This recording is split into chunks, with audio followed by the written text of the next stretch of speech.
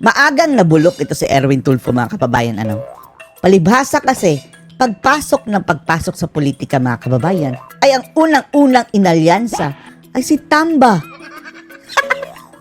Kaya umpisa pa lang bulok na. Dahil sa likod ng unanimous decision, mga kababayan, ng Korte Suprema na unconstitutional ang impeachment case laban kay VP Sara. Ano sabi nito si Tulfo? Tuloy natin. Tuloy natin ang impeachment dahil nag-aantay na ang mga tao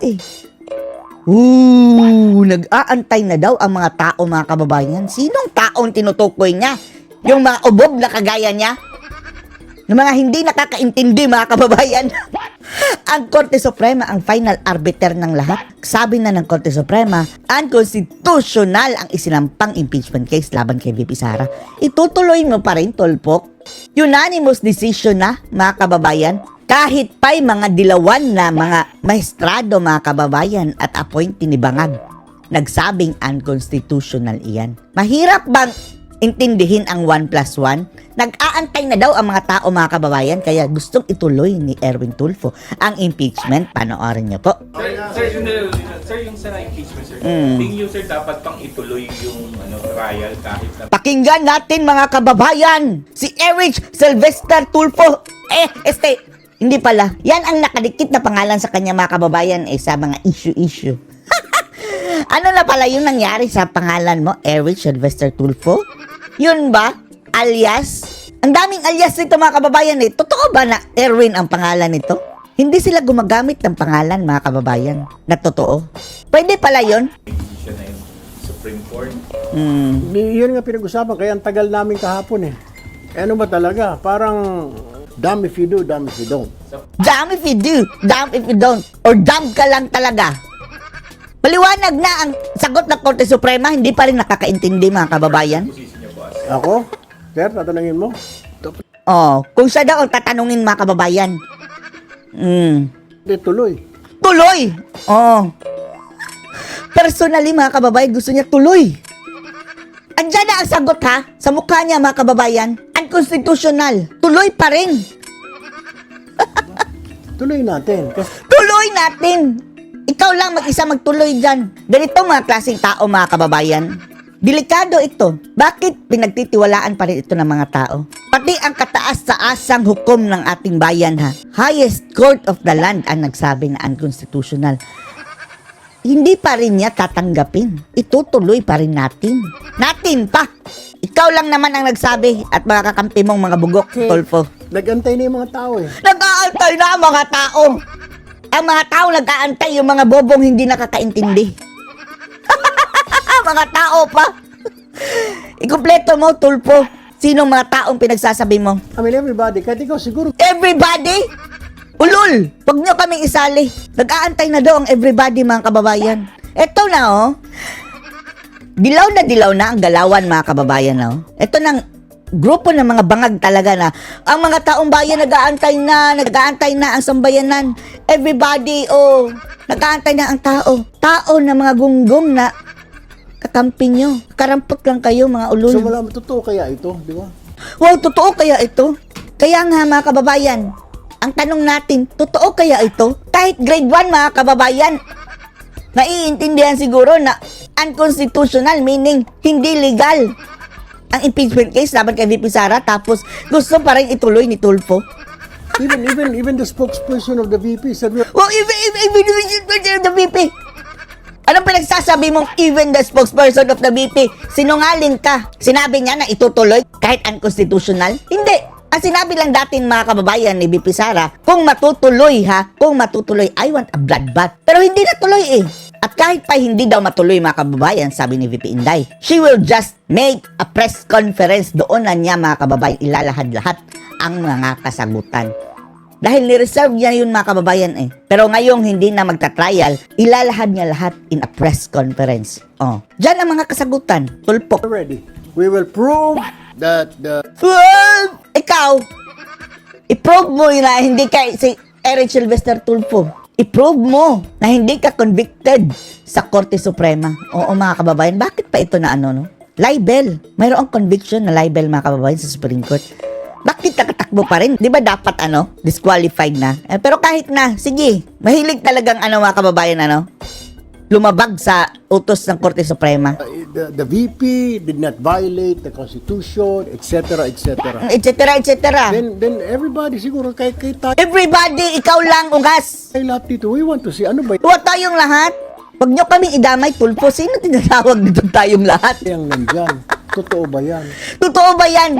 Alam ng taong hindi yan totoo. Sinapahan lang si VP Sara dahil gusto ng amo mong si Tambaluslos.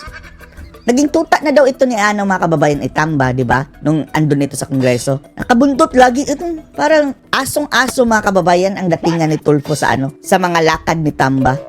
Oh, Diyos ko. Tutang-tuta daw mga kababayan, sabi ng mga netizens. Nakikita naman natin sa mga pictures anong nangyari dito kay Tulfong maangas? Bakit dati-rati sa panahon ni dating Pangulong Duterte, grabe, lalabanan ko ang mga pang-abuso, makakurakot sa gobyerno. Biglang naging tuta mga kababayan ng numero 1 abusador ng pondo ng bayan. Siguro pala naman, paglatag pala ng mga pieces of evidence sa korte, makikita na Anong ebidensya na ang COA na mismo ang nagsabi, unmodified? talaga kung may katuturan yung Ulol lang ang nagsasabing may katotohanan mga kababayan. Alam na nito mga kababayan alam nila na walang katotohanan iyan. Ang ginagawa nito ngayon, nangluloko ng mga tao. Pero gusto nila matuloy, gusto nila ma-impeach si Sara Duterte mga kababayan. Dahil bakit? Aside bang kababayan sa tuta ito ni Tambaluslos Romualdez. Itong mga Tulfo mga kababayan ay mayroon ding plano sa 2028 siguro o following years mga kababayan na magpresidente. Nakita na, nahubaran na kayo ng maskara, mga animal kayo. Diba? Yun ang nakita ng Supreme Court May problema Tapos tutuloy mo pa rin. Pero syempre, ang tao nag-aantay. Ang tao! Huwag mong idamay ang mga tao, ungas. Give them a chance. Give them a chance ang mga tao. Ay, naku, Lord. Patawarin mga kababayan, mga bulok na talaga mga kababayan Kung ako tatanungin mo, Delikado mga kababayan. Mas matindi pa ito kay Bangag siguro magiging presidente ito. Delikado ito. Magka-level lang ng utak ni BBM mga kababayan. pero nga, lumabas nga itong decision, paano yan ngayon? Tatanungin mo kami, paano na ngayon tutuloy mo? Ikaw ang hindi nakakaintindi. Magkakaroon tayo ng constitutional crisis. Pag nilabanan natin, di ba? Oo nga, tapos itutuloy mo pa rin. O sa bagay, sabi lang, hindi daw itong first time na nagkaganon.